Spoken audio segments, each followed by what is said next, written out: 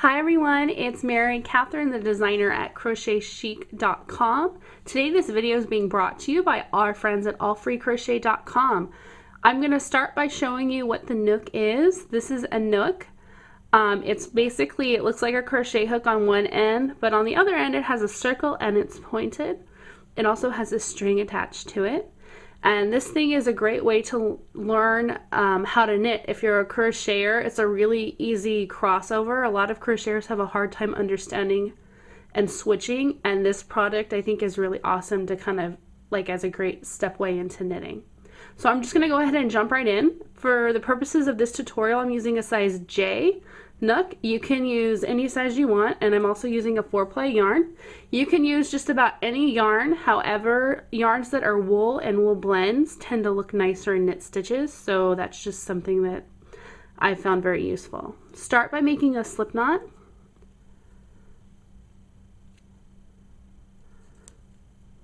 And what you do is you chain to start.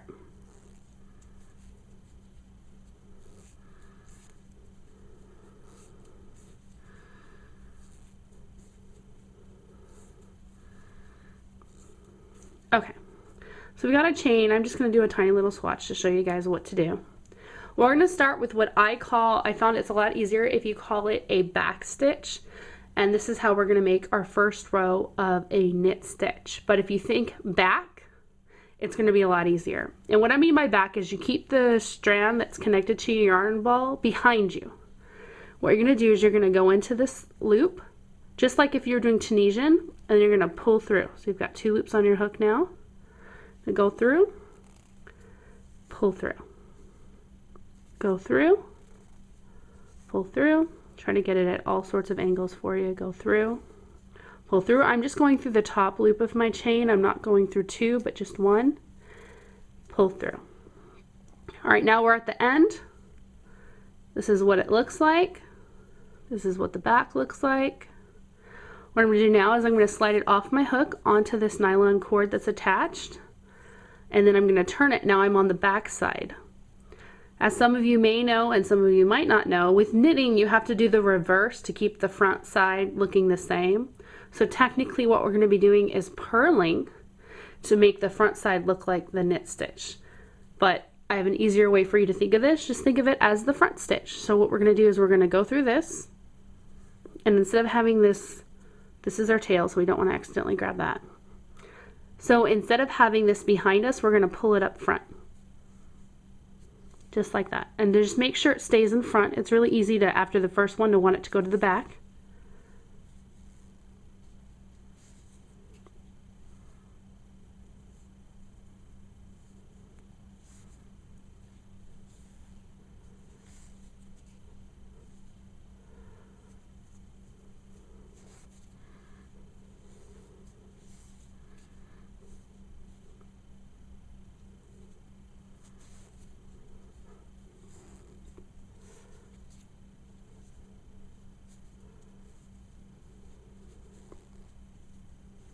Okay, so we did all those up front to make it so you can see. What we're going to do is we're going to pull this strand out.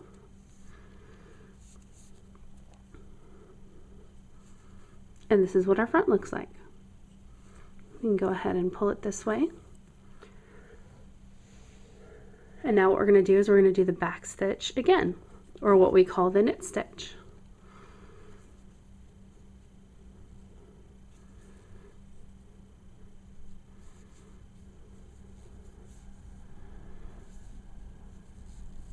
I'm keeping the strand behind.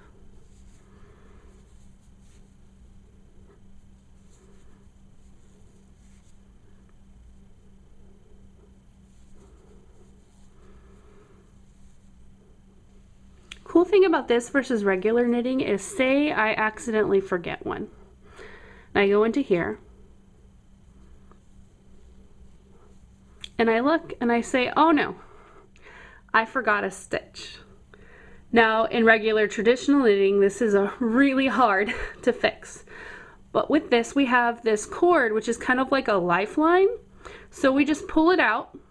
You can pull out the entire row if you want to. Go back. and you're good to go. So it's a lot easier and more forgiving to fix all your mistakes. So this basically is, let me pull this out so you can see it a little bit better, how you do the knit and the purl.